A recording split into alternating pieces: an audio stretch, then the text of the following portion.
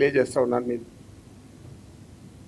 అనంతపురం జిల్లా వైసీపీ అధ్యక్షుడు అనంత వెంకట్రామిరెడ్డి ఆధ్వర్యంలో ఫీజు పోరు నిరసన కార్యక్రమం జరిగింది. విద్యార్థులకు ఫీజు రియంబర్స్మెంట్ ఇవ్వాలని డిమాండ్ చేస్తూ వైసీపీ శ్రేణులు జెడ్పీ కార్యాలయం నుంచి కలెక్టరేట్ వరకు విద్యార్థులతో కలిసి నిరసన ర్యాలీ చేశారు. ఈ ర్యాలీలో రాయదుర్గం ఇన్ఛార్జ్ మెట్టా గోవిందరెడ్డి, శైలజానాథ్, విశ్వేశ్వర్రెడ్డి, తలారి రంగయ్య, కేతిరెడ్డి పెద్దారెడ్డి, ఉమామహేశ్వర్ నాయుడు తదితరులు పాల్గొన్నారు. విద్యార్థులకు ఇవ్వాల్సిన వసతి దీవెన, ఫీజు రియంబర్స్మెంట్ బకాయిలను తక్షణమే విడుదల చేయాలని వైసీపీ నాయకులు డిమాండ్ చేశారు. అక్కడ నిలబెట్టమ్మా, రోడ్డు సెంటర్ చేసుకొని నిలబెట్టు.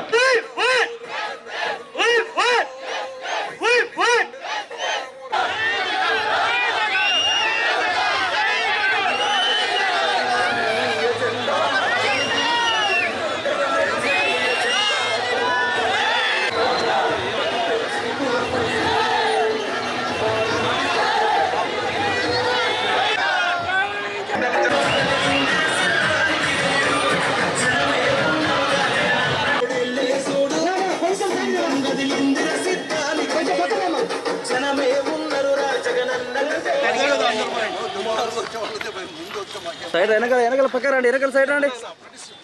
ప్రభుత్వానికి హెచ్చరిక చేయడానికి ఈరోజు విద్యార్థి సంఘాల నాయకులు, విద్యార్థులతో పాటు ఈరోజు వైఎస్ఆర్ కాంగ్రెస్ పార్టీ ఆధ్వర్యంలో ఒక రిప్రజెంటేషన్, ఇది ముఖ్యంగా 3 సమస్యలపైన రిప్రజెంటేషన్ ఇవ్వడం జరిగింది ప్రభుత్వానికి, కలెక్టర్ ద్వారా కూడా.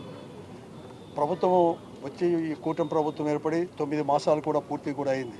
ఈ 9 మాసాల్లో ఏ హామీ కూడా పూర్తిగా కూడా అమలు పరిచిన పరిస్థితులు ఉన్నాయి. ఈ పరిస్థితుల్లో హామీలన్నీ అమలు పరచాలని చెప్పి ముఖ్యంగా విద్యార్థులకు ఏదైతే ఒక 5 త్రైమాసికాల నుంచి 4,600 కోట్ల రూపాయలు బకాయిలు కూడా పడింది. ఇప్పటికే కాలేజీ యాజమాన్యం వారికి టీసీలు ఇవ్వాలన్నా, కోర్స్ కంప్లీట్ చేసుకున్న వారికి, తర్వాత ఎగ్జామినేషన్ కూర్చోబెట్టుకోవాలన్నా, హాల్ టికెట్ ఇవ్వాలన్నా కూడా అనేకమైన నిబంధనలు కూడా పెడతా ఉన్నారు, ఇవ్వకోకుండా ఉన్నారు.